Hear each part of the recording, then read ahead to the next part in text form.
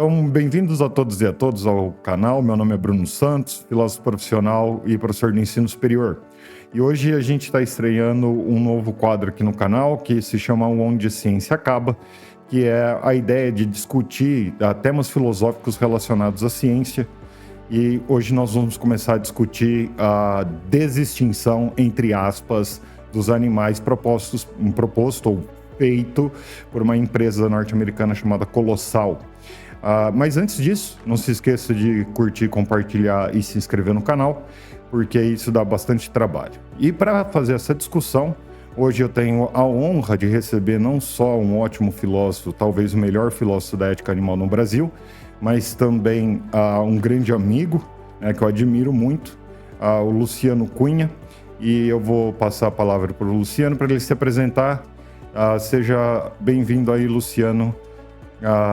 Se apresente, por favor, ao grande público. Olá, Bruno. Agradeço o convite para participar dessa discussão. Meu nome é Luciano Cunha, eu sou o coordenador no Brasil das atividades da ONG Ética Animal. Também sou doutor em Ética e Filosofia Política pela Universidade Federal de Santa Catarina e tenho discutido temas principalmente relacionados à ética animal nos últimos anos. Acho que é isso. Certo, Luciano. Muito obrigado, por aceitar o convite e por ter essa conversa comigo. Então, hoje a gente vai discutir a desextinção animal proposta pela Colossal, né? Essa empresa que lida com manipulação genética. A desextinção bem entre aspas, tá? Porque eu li o pré-print da Colossal até, acho que umas 2 semanas atrás, não tinha nada publicado, né, desse povo. Simplesmente essa galera falou que desextinguiu os Direwolves, né, os lobos terríveis, acho que numa tradução melhor, e não tem desextinção, nem no pré-print aparece, tá, no pré-print deles.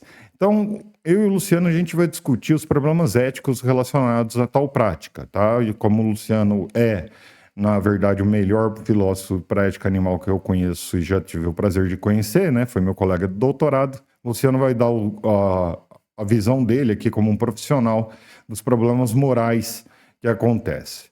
Então, Luciano, a empresa, né, ela argumenta várias coisas, né, para manter a prática da desextinção dos animais, né?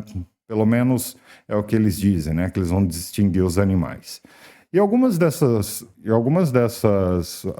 desses argumentos têm a ver com a conservação do meio ambiente. Principalmente quando eles argumentam coisas como a gente vai desextinguir, sei lá, os mamutes para, sei lá, pisotear a Sibéria, né, para manter o permafrost, né? Ou a gente quer aumentar a diversidade genética de certos animais, como o lobo vermelho, que eles até fizeram, né, ou alegam ter feito. Quais são os problemas morais que você vê nesse tipo de prática? Então, obrigado, Bruno. Bom, acho que tem várias questões muitas, né, que esse tipo de prática levanta, várias questões éticas, né? Acho que, assim, se a gente vai chamar de desextinção ou se não é verdadeiramente uma desextinção, acho que é uma questão talvez relevante do ponto de vista científico, né, para a gente saber se a gente vai classificar esses animais como membros de uma espécie ou não de outra. Mas acho que isso não é tão relevante para o debate ético, porque o que a gente precisa saber é o seguinte: seja lá que nome a gente vai chamar isso, se é desextinção, se não é, se tem justificativa para esse tipo de prática, né? Se ela deveria ser requerida, ou se ela deveria ser permitida, mas não requerida, ou se ela deveria ser proibida, ou se não dá de fazer esse julgamento em geral, né? Se a gente teria que avaliar caso a caso e do que isso depende. Bom, pelo que a gente pôde ver ali nas justificativas oferecidas pela Colossal Biosciences para justificar a desextinção, né, nesse caso, algumas justificativas apelam a valores ambientalistas, né, como essas que você citou, né? Então, só fazendo Você poderia dar detalhes sobre as razões ambientalistas, por favor? Isso, né? Então, assim, quando a gente fala razões ambientalistas, no senso comum, isso muitas vezes, frequentemente é entendido de modo equivocado. As pessoas pensam, é preservar o meio ambiente porque os animais precisam do meio ambiente enquanto recurso. Não, não é isso, né? Então, assim, é a ideia de que certas entidades não sencientes, ou seja, que não são indivíduos, não são seres capazes de sofrer ou desfrutar, que certas entidades não sencientes, como espécies ou ecossistemas, né, ou a biodiversidade como um todo, possuem valor em si, e não valor enquanto recurso para os animais, né?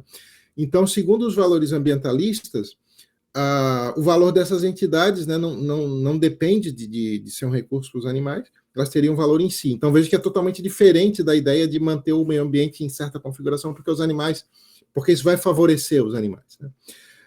Então, esse tipo de justificativa, então, assim, você veja que a empresa deu esse tipo de justificativa, então a gente pode resumir todas essas justificativas que tem cunho ambientalista assim: olha, isso contribui para a biodiversidade ou para preservar alguma espécie ou etc.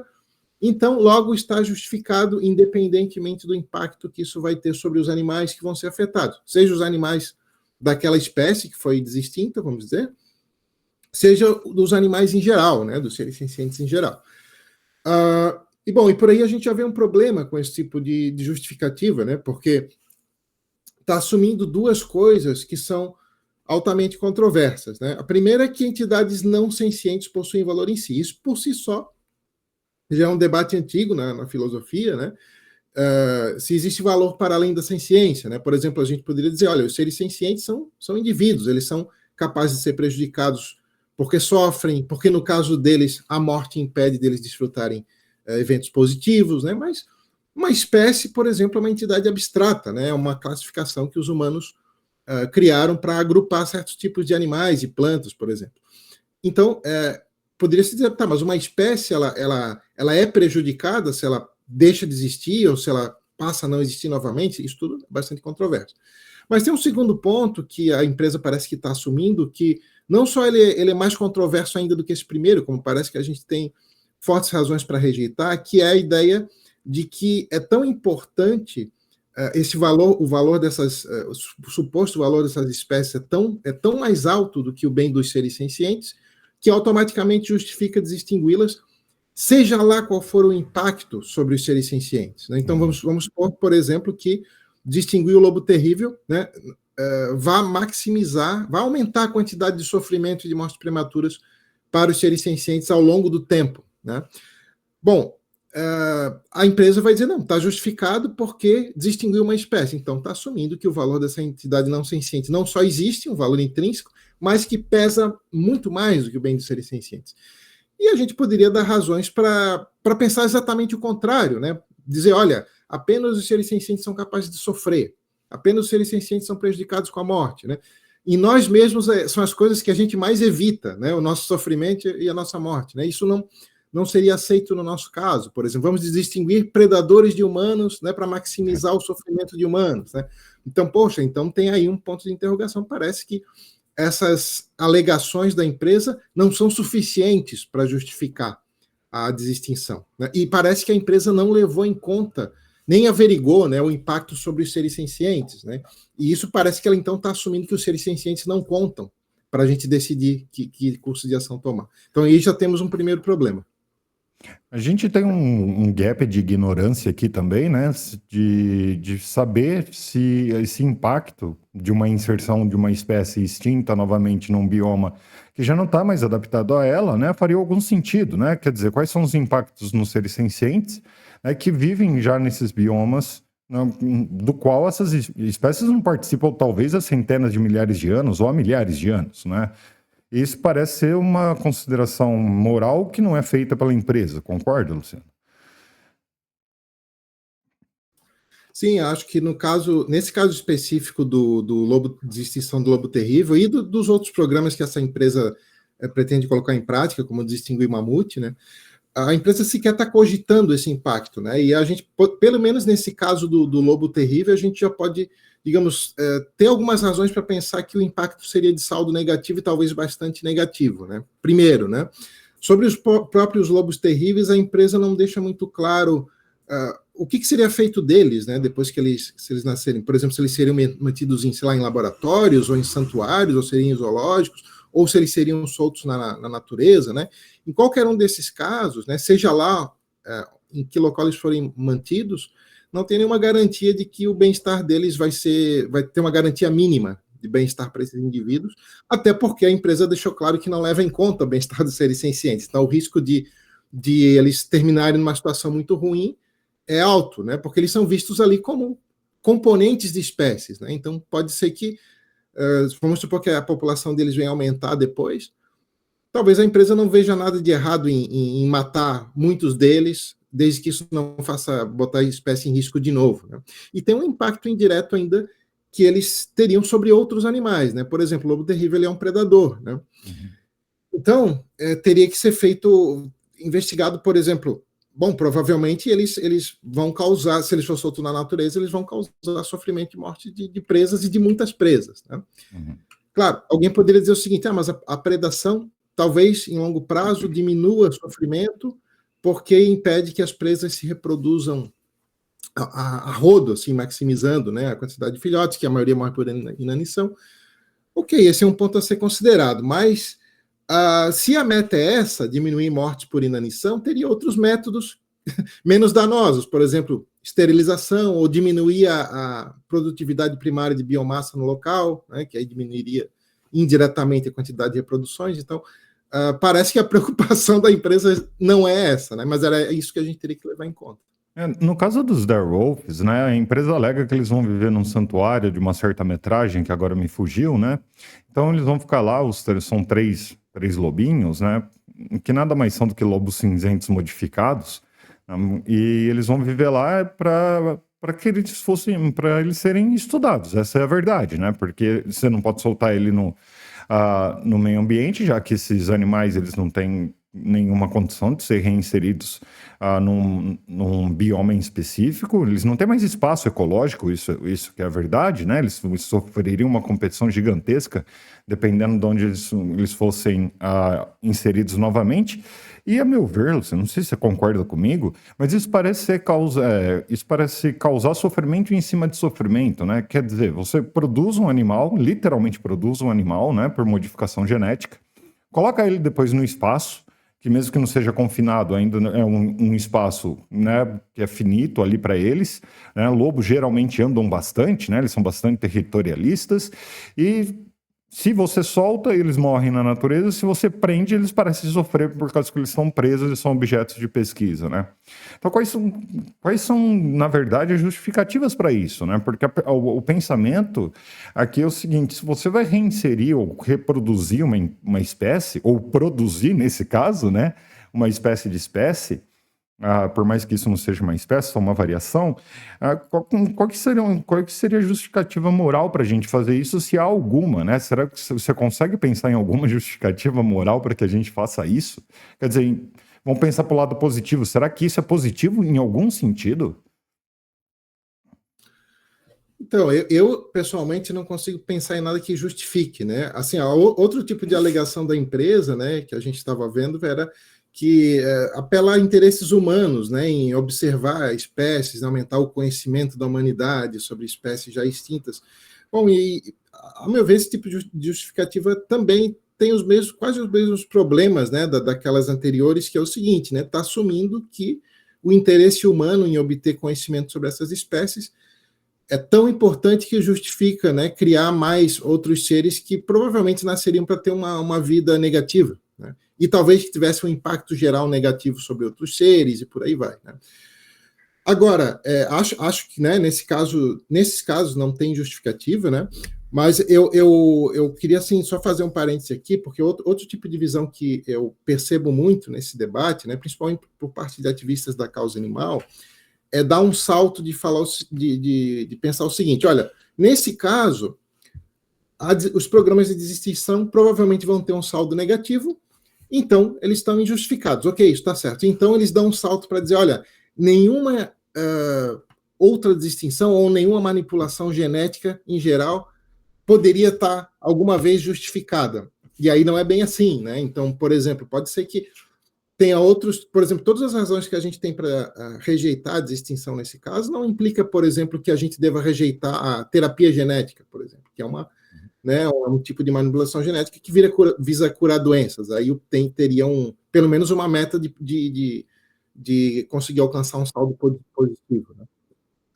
Então, acho que no debate em geral, a gente acaba indo para dois extremos, né? Que esses, apesar de ser dois extremos de lados opostos, eles têm muito em comum, né? Tem aquelas pessoas que pensam assim: olha, distinção ela é justificada em si porque traz de volta uma espécie, ponto final. Não tem que avaliar o impacto sobre os seres sencientes. Né? Do outro lado, a gente tem um tipo de posição que também é muito comum, que fala, olha, a desextinção ou qualquer outra manipulação genética é sempre errada porque, não sei, está brincando de Deus, algo assim, seja lá qual for o impacto também, né? Mesmo que fosse positivo. Né? Então, acho que o que essas posições, apesar de elas serem dos lados opostos, elas têm em comum porque elas não consideram a possibilidade de aquele tipo de prática, se vai aumentar o sofrimento do mundo ou se vai diminuir, por exemplo. Então, acho que é isso, é por aí que a gente deveria começar a investigar. É justamente o ponto que está sendo deixado de lado e que a gente deveria ter como ponto central. Alguns avanços científicos, né, pesquisas científicas, através da história, cometeram atrocidades morais, como a gente bem sabe, né? Dá para listar aí contra seres humanos e contra animais que continuam ainda sendo perpetrados contra, principalmente, os animais não humanos. Contra os humanos a gente já conseguiu melhorar bastante, né? Mas contra os animais não humanos parece que está um puro descaso em pesquisa científica, apesar de alguns avanços, né, no uso dos animais para pesquisa. É bastante interessante notar, né, que a empresa ela alega, né, que fazer esse tipo de atividade, né, de desextinção, vai trazer avanços em entendimentos, né, da área genética e da manipulação genética.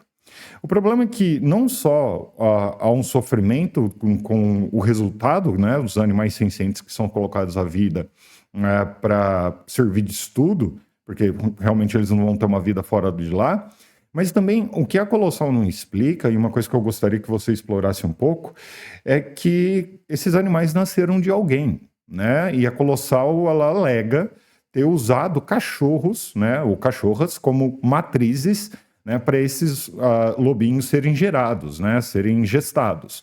E ela não conta, ela não fala para ninguém quantas, né, cachorras foram utilizadas, porque a gente sabe que o sucesso de implantar óvulos em animais é baixo, quer dizer, os animais passam por abortos, né, ou os filhotes nascem mortos, e a gente não tem essa informação. Então, o quão benéfico seria, então, do cômputo geral, né, criar, né, trazer a vida usando matrizes de animais, né? O mesmo ocorre com o mamute, né? Você pensa bem, o mamute, o que gestaria um mamute, né? Talvez uma espécie de elefante, não é tanto o elefante africano ou como o asiático. Pô, a gestação de um elefante demora 2 anos, né, Luciano? Então, quantos elefantes a gente teria que usar para ter sei lá, um grupo grande de mamutes para que ele, sei lá, pisasse lá na Sibéria para ajudar nas mudanças climáticas, né? O que você tem me falar sobre isso? Sim, acho que, assim, nesse caso, como na vasta maioria dos outros de práticas que envolvem animais não humanos, o bem dos animais não humanos ele é quase que completamente desconsiderado, né? Ou quando é considerado num grau muito pequeno, né? Então, assim, mais ou menos assume-se que qualquer interesse humano pode justificar causar o quanto de dano for para os animais não humanos, né? E a gente sabe, assim, né, por exemplo, quem estuda a ética sabe que tem vários princípios, assim, muito basilares para garantir que uma decisão não seja tendenciosa, né? E esses tipos de prática violam esses princípios, né, escancaradamente. Por exemplo, o princípio da igual consideração diz que o que importa é a magnitude do dano, né? Basicamente, não a espécie do indivíduo, a raça do indivíduo que ia ser o beneficiário e que seria o prejudicado, o gênero, etc. Bom, então, a maioria das práticas que os animais não humanos são afetados viola esse princípio, porque dá um peso menor aos interesses dos animais não humanos, que são muito mais importantes, né? Então, assume que o peso do bem dos humanos deveria ser muito maior. Né? Bom, e um ponto que eu acho interessante destacar é que, assim, ó, esses casos, né, que você falou de trazer à vida novos seres sencientes, que provavelmente esse ato vai ter um impacto de saldo negativo, porque vai prejudicar outros seres que já estão vivos, né? Vai usar eles como recursos, vários vão morrer, né? No caso da desextinção, me parece que todos os elementos sociais para a gente discutir a moralidade desses casos, eles não são muito diferentes dos casos de produzir novos animais em espécies que nunca foram extintas, né? Então, por exemplo, você fazer nascer um novo lobo terrível sabendo que ele vai provavelmente ter uma vida negativa, que ele vai ter uma morte prematura, sim, isso é, a meu ver, injustificável, mas o mesmo é injustificável você produzir uma nova galinha, um novo porco, né? porque o dano para o indivíduo é similar, seja lá que espécie que ele pertence. É claro, né, a gente pode dizer assim, ó, você saber se o indivíduo vai nascer nessa ou naquela espécie pode ser indiretamente relevante. Por exemplo, para saber o tamanho do lifespan que ele pode ter, a qualidade de vida que ele vai poder ter, né, mas parece que em si isso não tem nenhuma diferença moralmente relevante. E aqui só para o nosso ouvinte ficar ciente, né? Quando a gente fala dano aqui, a gente está falando em termos de sofrimento, né? Despropositado, a gente está falando de perda de sentido de vida, né? Ou de não ter uma vida, né? Significativa, vamos dizer assim, né? De passar provavelmente como a gente vê animais de produção aí presos, né? E acorrentados, e seja lá o que for.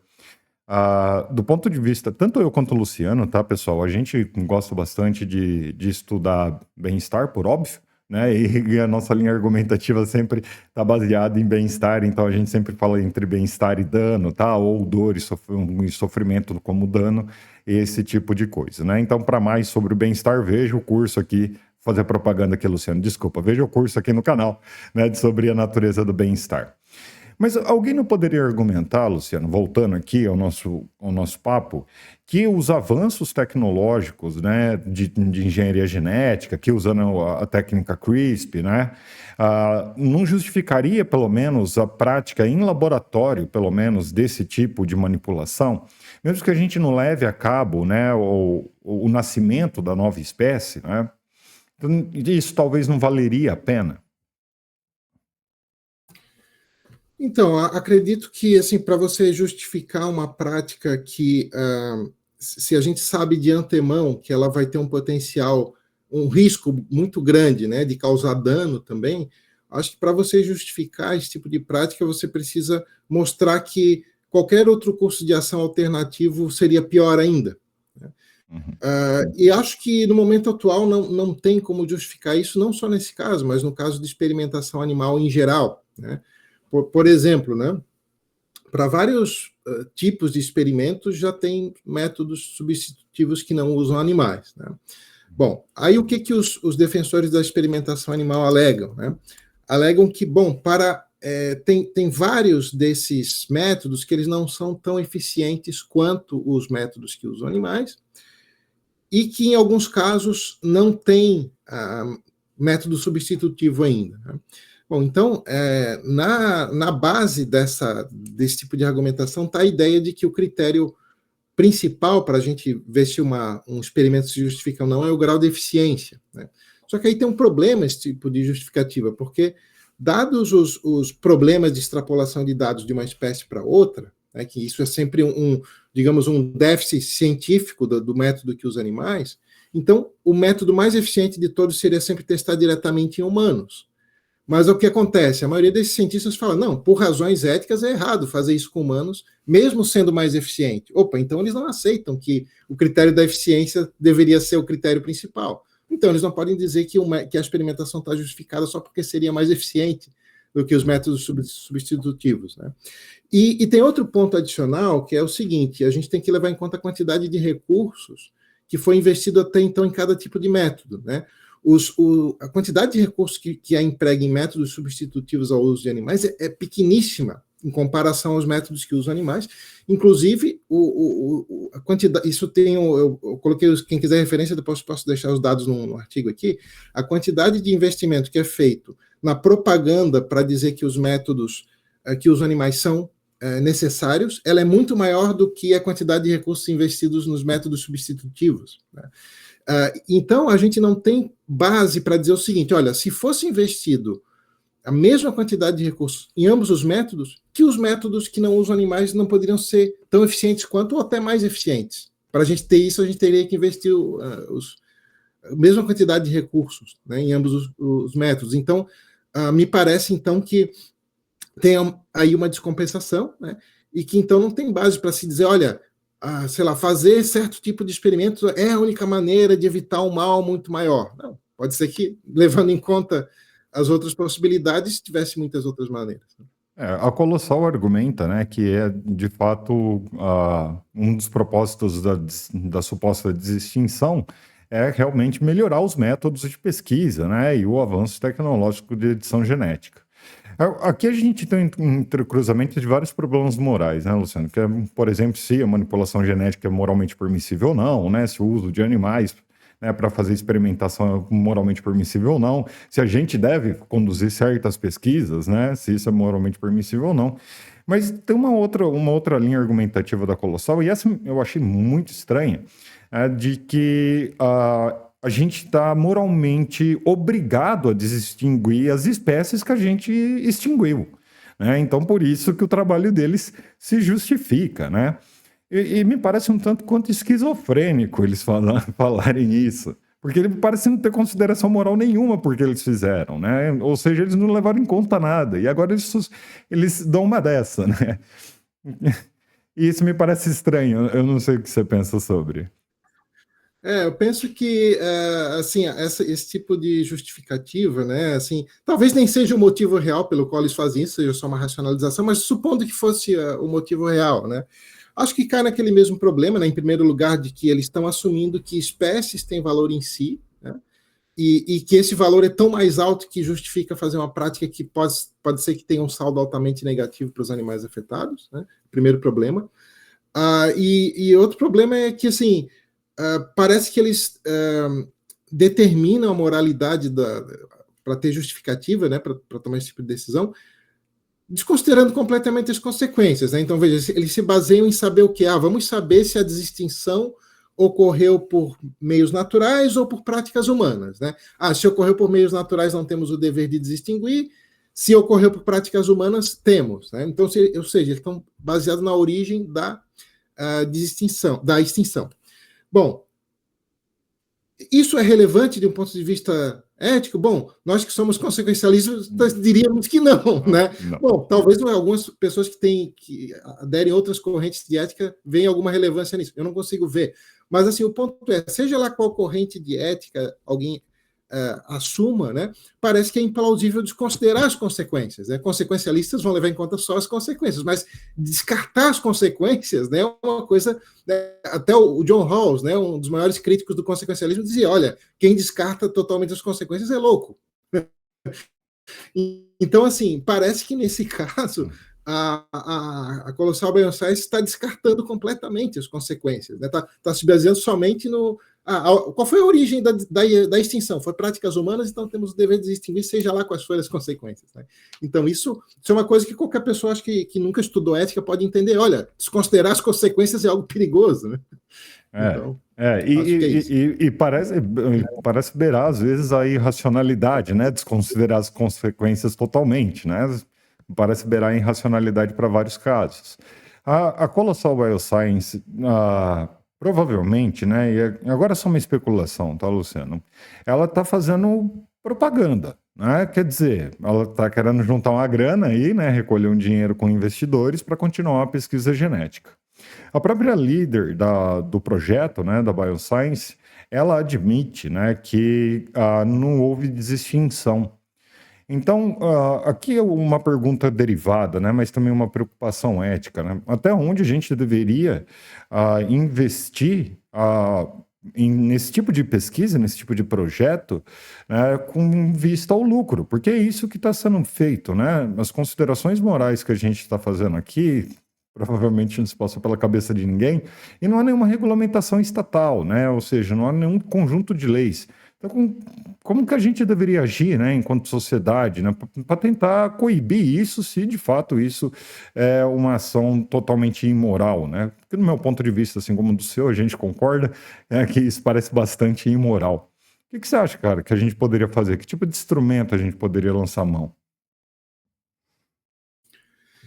Então, acho que tem, assim como nesse caso, né, em vários outros, né, que são similares, né, acho que tem pelo menos três linhas de ação que poderiam ser tentadas, né, e aí cada uma delas tem lá suas vantagens e desvantagens, né.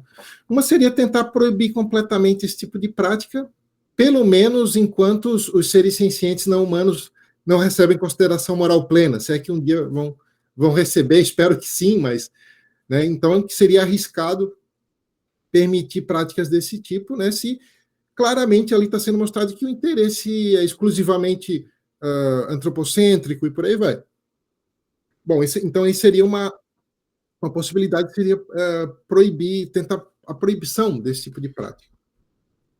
O que acontece? Algumas pessoas afirmam o seguinte, que talvez seja muito difícil chegar a proibir isso. Por exemplo, outro tipo de prática similar que tem um debate parecido é no caso da colonização espacial, né? Você sabe que tem empresas aí como essa do Elon Musk tentando enviar vida para fora da Terra. Isso é outro tipo de prática que pode maximizar muito o sofrimento, né? Enviando. Bom, pode ser que. Bom, para quem não sabe, né? Assim, tipo, as reproduções dos animais em geral, principalmente de pequeno porte, tendem a maximizar a quantidade deles que nascem só para sofrer. Bom, tem uma série de fatores que indicam que provavelmente colonizar o espaço vai expandir muito mais o sofrimento do que qualquer outra coisa. E aí tem um debate sobre, bom, devemos tentar proibir legalmente a colonização espacial? Um ponto pode ser que nunca se consiga proibir, né? Porque você sabe que o debate ético ele tem essa defasagem em relação à prática, né? Quando começa a ter discussão, a prática já está sendo, né, colocada. A gente para pensar e isso leva tempo, só que a prática não leva tanto tempo assim, né? Sim. E aí tem essa coisa do progresso diferencial, né? Tipo, o progresso tecnológico ele é muito mais rápido do que o debate ético na sociedade. Então, algumas pessoas, uma segunda linha de ação, né, que algumas pessoas sugerem, é tentar passar a legislação que obrigue as empresas a levar em conta os impactos sobre todos os seres sencientes para poder justificar a prática. Eu, pessoalmente, também sou, assim, tem essa vantagem, né, de que você não precisa conseguir proibir totalmente para conseguir ter um impacto positivo. Só que, assim, não é muito difícil, digamos, mesmo depois que passa a legislação, aplicar ela, né, se os animais, né, perante a lei são itens de propriedade, então é muito difícil você realmente fiscalizar isso, obrigar alguém a cumprir, por aí vai, pode ser que se perca anos, né, de recursos fazendo uma campanha que vai ser aprovada, mas vai ser, como se diz aqui no Brasil, para inglês ver, né, depois que está lá não funciona. Uma terceira linha de ação que algumas pessoas defendem é o seguinte, que as pessoas que são preocupadas em diminuir o sofrimento no mundo, que se preocupam com todos os seres sencientes, entrar nesses projetos e tentar influenciar lá de dentro, né? Bom, esse é, assim, porque o raciocínio por trás dessa estratégia seria o seguinte, ó, quanto mais pessoas preocupadas com todos os seres sencientes trabalhando em projetos desse tipo, maior, né, a possibilidade de você, pelo menos, evitar que esses projetos causem muito dano, né? E talvez lá na frente mudar a meta e fazer eles terem um impacto positivo e por aí vai, né? Esse é um ponto que eu acho um pouco promissor, né? Mas eu acho que aí tem que ser pesado em relação àquele outro ponto que você mencionou. Será que essa seria a maneira mais eficiente de diminuir o sofrimento no mundo? Será que seria nós dedicarmos o nosso tempo para estar inseridos nesse tipo de programa? Ou teria outras coisas que a gente poderia fazer? Então, assim, tem uma série de estratégias, né, para diminuir o sofrimento no mundo, e atualmente não se sabe assim qual ou quais delas seriam as mais eficientes, né? Aí tem que se levar em conta um monte de coisas, né? Por exemplo, o que outras pessoas provavelmente estão fazendo, né? Você sabe, né, muito bem que tem aquela coisa do impacto marginal decrescente, né? Quanto mais pessoas já investindo em resolver um problema, não é ali que a gente vai ter o melhor impacto, vai ser em outros pontos mais negligenciados. Então, tem que levar isso tudo em conta. Eu, pessoalmente, você perguntou de que podemos fazer, joguei algumas cartas na manga, mas eu também não sei muito bem, né?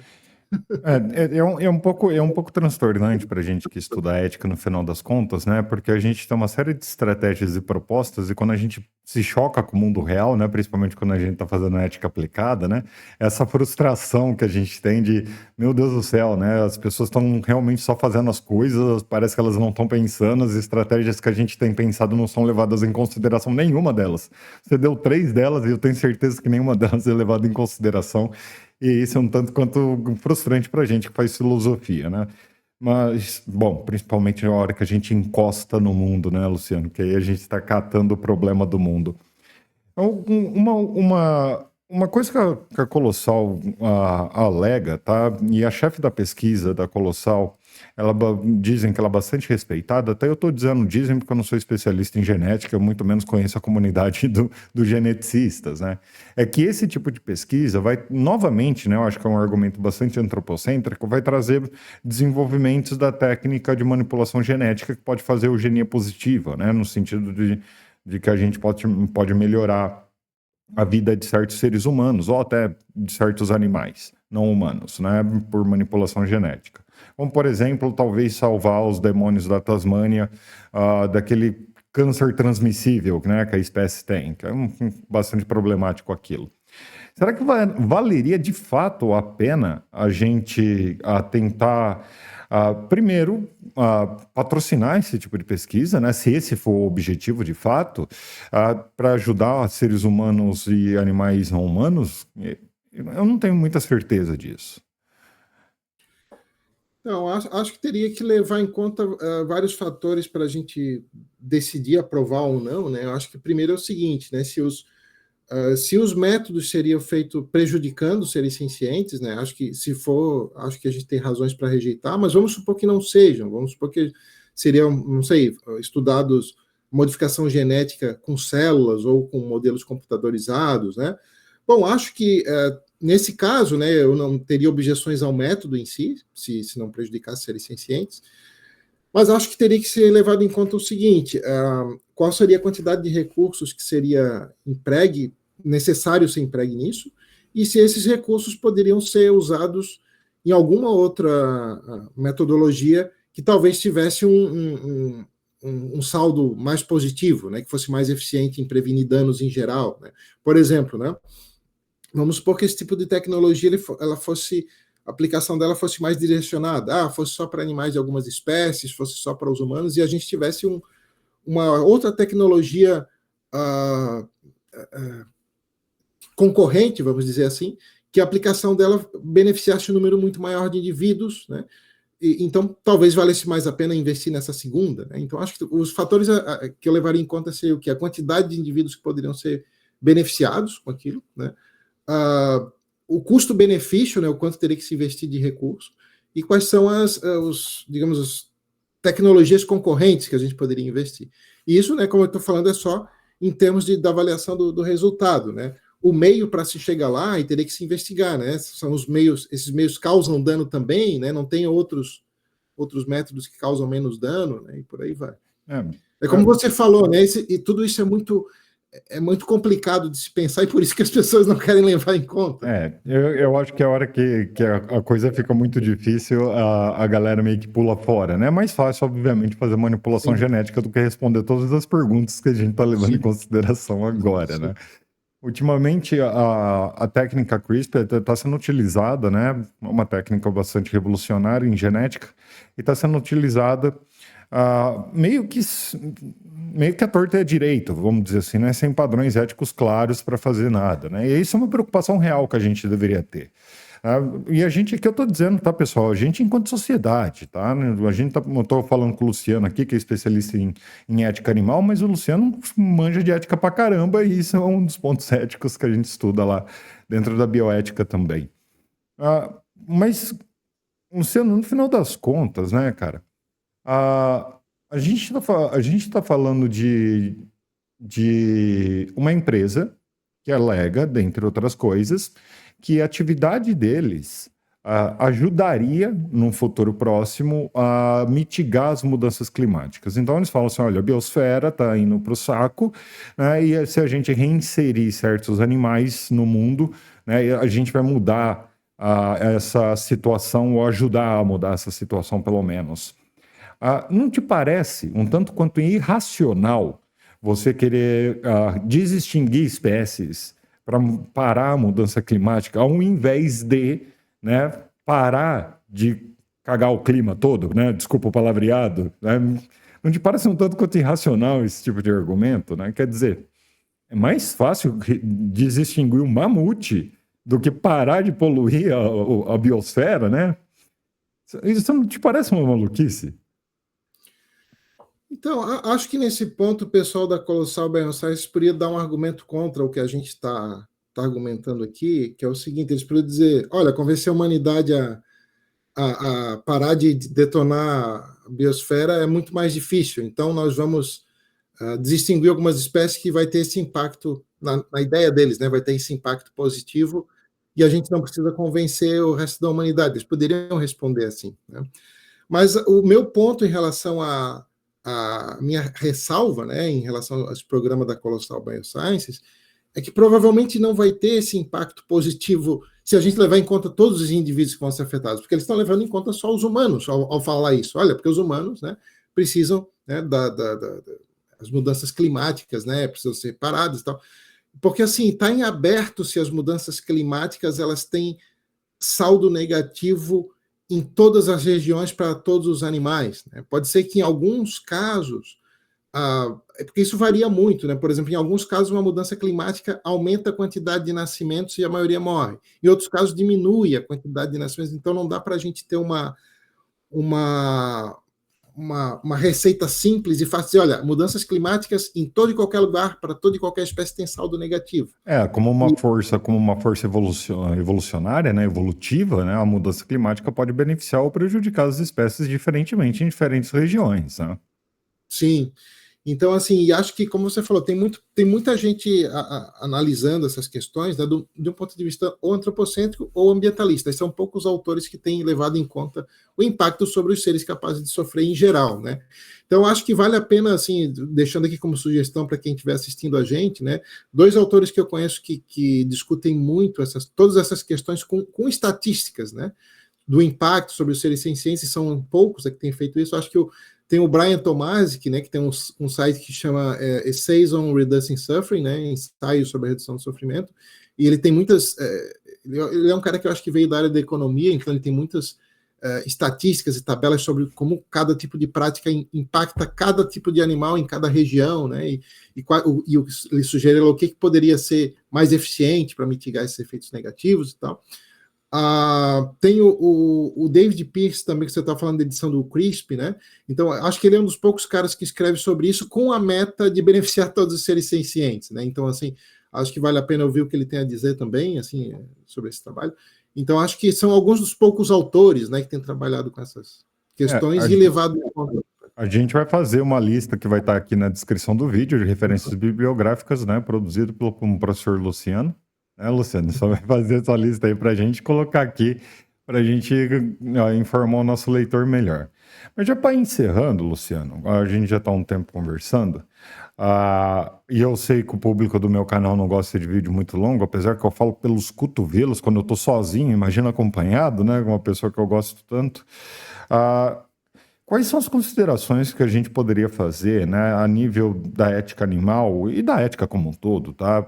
Pensando no impacto que isso teria, de um programa como da Colossal Bioscience ser colocado em prática em larga escala? Porque parece que é isso que a empresa quer no final, né? Ela quer escalar esse tipo de atividade para atingir esses objetivos que a gente anda comentando, mitigar a mudança climática, aumentar a biodiversidade, né? Eles alegam até de reintroduzir predadores para equilíbrios de ecossistemas, né? Então, qual é o saldo que a gente teria, ou se a gente vai pensar isso como positivo ou negativo? Porque até agora, se me desculpe, né, eu sou um tanto quanto pessimista, eu acho que isso vai dar um problemão do caramba, né? A gente não vai ganhar muito com isso, não, né? Talvez a gente ganhe muito pouco, né? Eu quero saber o que você pensa. Sim, eu penso que, assim, se a gente... aquilo que a gente sempre fala, às vezes, né, de boas intenções o inferno está cheio, e de más intenções, às vezes, sai algum benefício. Mas acho que nesse caso, né, se a gente vê as metas, as intenções dessa empresa, não é beneficiar os seres sencientes em geral, né? A meta ou é antropocêntrica ou é ambientalista, e isso sugere fortemente que eles não vão levar em conta o impacto sobre os seres sencientes em geral dos programas deles. Então, se a intenção já é essa, né, a gente tem aí uma razão para pensar que é alta probabilidade de eles não... Por eles não avaliar qual seria o impacto, do impacto ser altamente negativo, né? Então acho que assim, em linhas gerais, né, assim, pelo menos no caso da motivação aí da Colossal Biosciences, a gente tem razões para pensar que é errado fazer, né, que não deveria ser feito, porque o impacto muito provavelmente vai ser negativo. Por exemplo, né, esses tipos de programas que você mencionou, de reinserção de predadores, né, que é chamada ecologia do medo, né? Por que chama ecologia do medo? Porque daí as presas, elas têm que fazer um balanço entre ou ir para um lugar aberto e ser predadas, né, ou se esconder e morrer de fome, né? Então esses programas eles são feitos lá no Parque de Yellowstone há várias décadas, né? E a avaliação geral é que, levando em conta o sofrimento e o número de mortes de animais, esses programas aumentaram muito o sofrimento e as mortes, tanto das presas quanto dos próprios lobos, porque eles não existiam mais ali. Né? Foram criados, a maioria morreu, a maioria morre, pega doenças, morre de fome tempo depois. Então, assim, esses programas eles são amplamente praticados e aceitos porque eles têm uma motivação ambientalista. Quando alguém fala, olha, a biodiversidade, olha, equilíbrio ecológico, né? Então, assim, isso já é aceito, porque são palavras que têm uma aura meio sagrada, assim, para o público em geral, mas às vezes as pessoas não param para pensar no que realmente é a meta. Mas, assim, acho que qualquer programa, isso tudo que a gente está falando, né, não quer dizer que deveríamos rejeitar todo e qualquer programa que envolva intervenções em larga escala na natureza ou coisas do tipo. Tem que ver, né, duas coisas, né? Qual é a meta desse programa, né? Se a meta é beneficiar todos os seres sencientes ou não, e o grau de conhecimento que se tem para se ter pelo menos uma boa probabilidade de que o programa vai ter um saldo positivo, né, um impacto. Então, por exemplo, né, se a nossa meta realmente é diminuir o sofrimento geral ali dos animais que estão no ecossistema, né, parece que assim uma das estratégias que é mais promissora seria diminuir a produtividade primária, né? Porque daí, vamos supor, alguém fala assim, mas vamos supor que a gente vacina alguns animais de uma espécie e não de outra, ou esteriliza os animais de uma espécie e não de outra, aí a gente não sabe, vai ter desdobramentos de consequência, aquela espécie lá vai se reproduzir mais do que a outra, no final das contas pode ser que aumente o sofrimento, a gente pensa que está diminuindo, ok, todas essas preocupações são válidas, né?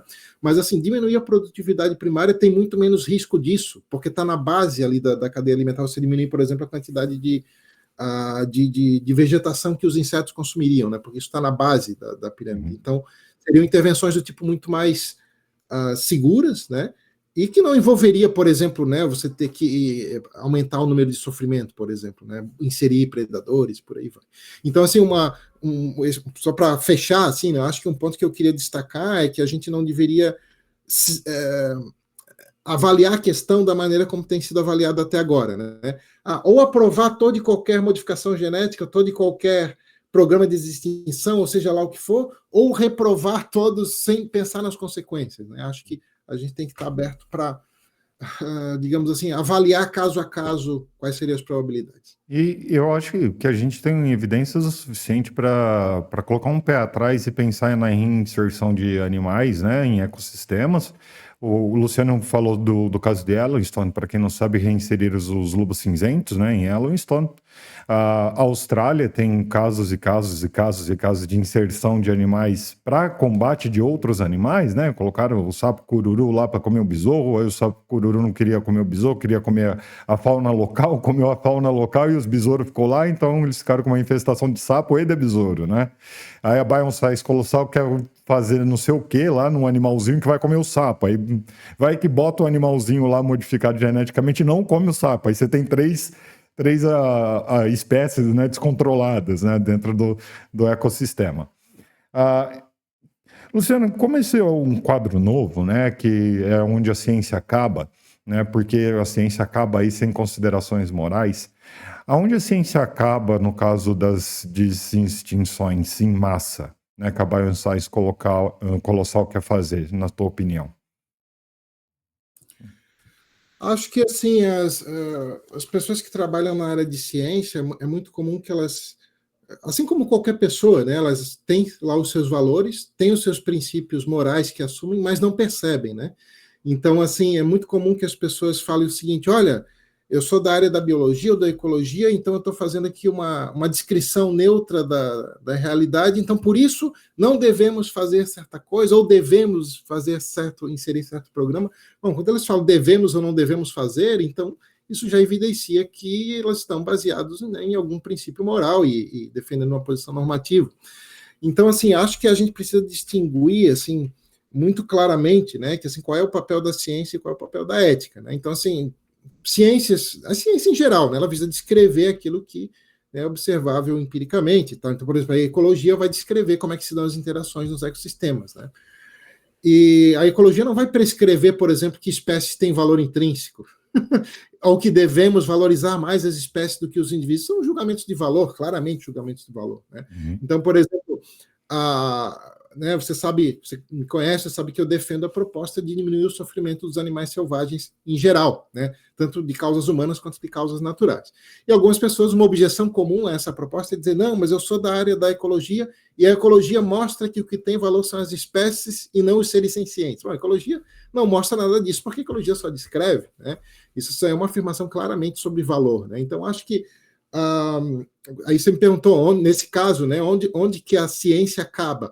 Bom, acaba quando eles estão assumindo, nesse caso da Colossal Biosciences, que espécies têm valor em si e que esse valor é maior do que o bem dos seres sencientes, tão maior que justifica automaticamente a extinção, independentemente das consequências, né? Então, eles teriam que tentar fundamentar esses pressupostos valorativos aí, normativos que eles estão assumindo, né? E eles não fazem. Acho que é aí que termina, né? A ciência acaba quando começa a filosofia tá aí para ajudar a gente com problemas morais. Sim. Bom, Luciano, eu não quero que você vá embora, fique aí, tá? Se despeça da galera, por favor. Obrigado, pessoal, obrigado por terem assistido, né?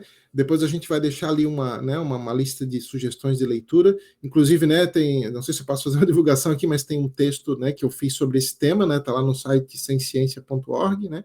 E sugiro que vocês visitem também o site da Organização Ética Animal, essa organização da qual eu faço parte, né? www.animal-ethics.org. Aí tem vários idiomas, /PT em português, /N em inglês e por aí vai. Tudo vai estar na descrição, Bruno. Com certeza. Tudo vai estar na descrição, vamos colocar tudo aqui. Eu agradeço muito, Luciano, é sempre muito bom conversar com você. Tentei deixar o nosso vídeo em 1 hora. Eu agradeço a todos, tá? Tomara que vocês tenham entendido o que o professor Luciano tenta transmitir. Sou suspeito para falar, tendo a concordar com o Luciano em várias coisas. Então é isso, galera. A gente se vê no próximo vídeo e até lá.